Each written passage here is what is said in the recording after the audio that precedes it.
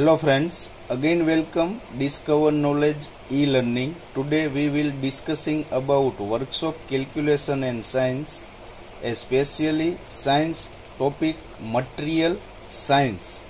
હવે આ જે ટોપિક છે એ આપણે CTS ટ્રેનિંગ સ્કીમમાં જે ઓલ એન્જિનિયરિંગ ટ્રેડ છે એનો સિલેબસ કવર કરેલો છે. તો મટીરિયલ સાયન્સની અંદર first of all properties of material metals, physical and mechanical properties, meaning of tenacity, elasticity, malleability, brittleness, hardness and ductility વિશે આપણે આજે ચર્ચા કરવાના છીએ. તો first of all material science. તો મટીરિયલ સાયન્સની અંદર શું આવે પહેલાં તો આપણે એની માહિતી મેળવવી પડે. તો મટીરિયલ સાયન્સની અંદર મટીરિયલની પ્રોપર્ટી વિશે વાત થાય. અલગ અલગ પ્રકારની પ્રોપર્ટી છે એ આની પછીની જે ઇમેજ છે એમાં આપણે ડિસ્કસ કરશું. Energy absorption, strength, ductility, બ્રિટલનેસ, stiffness, બરોબર. આ બધી વસ્તુની આપણે માહિતી આજે કલેક્ટ કરવાના છીએ. આ સિમ્પલ ઇમેજ તમને દર્શાવેલી છે. તો પ્રોપર્ટીઝ ઓફ મેટલ્સની અંદર મિકેનિકલ પ્રોપર્ટીઝ, તો mechanical properties, chemical properties, physical અને ટેકનોલોજીકલ, આ ચાર પ્રોપર્ટીઝ છે એ મેટલના ટાઈપ છે. એક્ઝામમાં સપોઝ તમને ક્વેશ્ચન પૂછાય કે નીચેનામાંથી પ્રોપર્ટીઝ ઓફ મેટલ એટલે કે મેટલની પ્રોપર્ટી કઈ નથી, તો આ ચાર સિવાયની કોઈ પણ મેટલ્સ હોય પ્રોપર્ટી તો એ તમારે સાચો આન્સર છે એ ટીક કરવાનો થાય.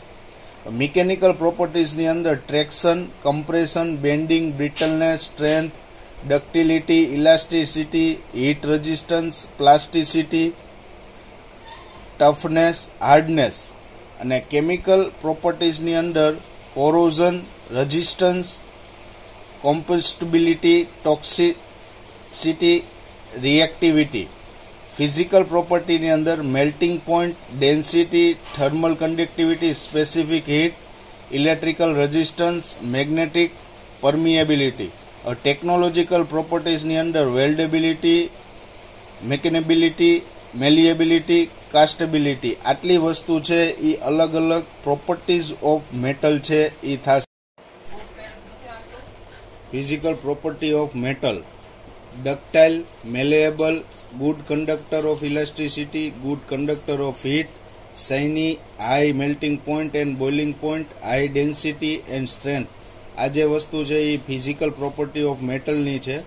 હવે આગળ ઉપર આપણે જે વાત કરવા જવાના છીએ એ મિકેનિકલ પ્રોપર્ટીઝ. તો મિકેનિકલ પ્રોપર્ટીઝનું જે લિસ્ટિંગ છે તો એ એક્ઝામમાં વારંવાર પૂછાય છે. તમને એક સપોઝ મટીરિયલ પ્રોવાઈડ કરેલું હોય તો એની ઉપર સ્ટ્રેસ આપી તો એનો શેપ છે અથવા તો એ ડિફોર્મ, ફોર્સને ડિફોર્મ કરવાથી ઓરિજિનલ શેપમાં આવે છે તો તેને શું કહેવામાં આવે છે. આ રીતના ક્વેશ્ચન છે એ એક્ઝામમાં વારંવાર છે એ પૂછાય છે, બરોબર. તો ઇલાસ્ટિસિટી, તો નોન પરમેનન્ટ ડિફોર્મેશન.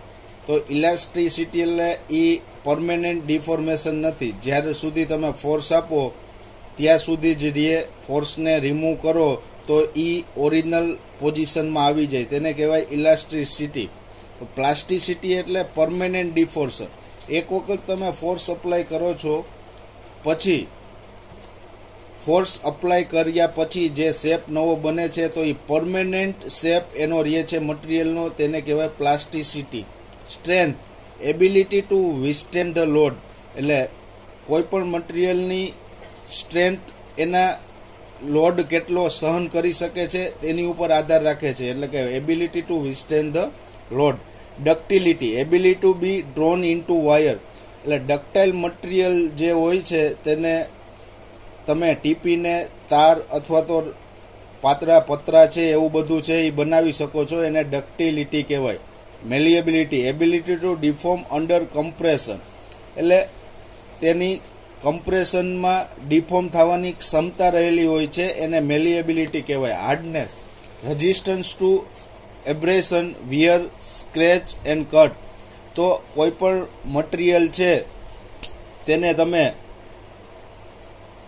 એબ્રેશન એટલે વિયર, સ્ક્રેચ એટલે તેને સ્ક્રેચ પાડ્યા વગર તેને બ્રેક કરી શકો અથવા તો એને કટ કરી શકો એ મટીરિયલનું હાર્ડનેસ છે. બ્રિટલનેસ, ફ્રેક્ચર વિધાઉટ વોર્નિંગ, એટલે વોર્નિંગ આપ્યા વગર તે મટીરિયલ છે એ બ્રેક થાય તેને બ્રિટલનેસ કહેવાય. Toughness, amount of energy absorb before rupture, એટલે ટફનેસ છે એ one type of energy absorb કર્યા પહેલા રપ્ચર થાય. Stiffness, to resist a deformation versus steel beam. Resilience, resist the impact, shock, absorb a energy up to elastic limit, એટલે કે resilience એટલે કે ઇલાસ્ટિક લિમિટ છે એ બાંધેલી હોય ત્યાં સુધી છે એ જઈ શકે, પછી ઓરિજિનલ પોઝિશનમાં આવી જાય. ફેટિગ, ક્રીપ છે એ આપણે સિલેબસની અંદર છે નહીં, આ સ્ટીફનેસ સુધી છે એ તમારે કવર કરેલું છે.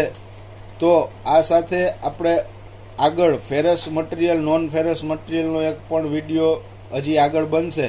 તો આજ સુધી તમે ડિસ્કવર નોલેજ ઈ લર્નિંગને સબસ્ક્રાઈબ ન કરી હોય તો સબસ્ક્રાઈબ કરો, લાઈક કરો અને શેર કરો, અને મેક્સિમમ આઈટીઆઈના સ્ટુડન્ટને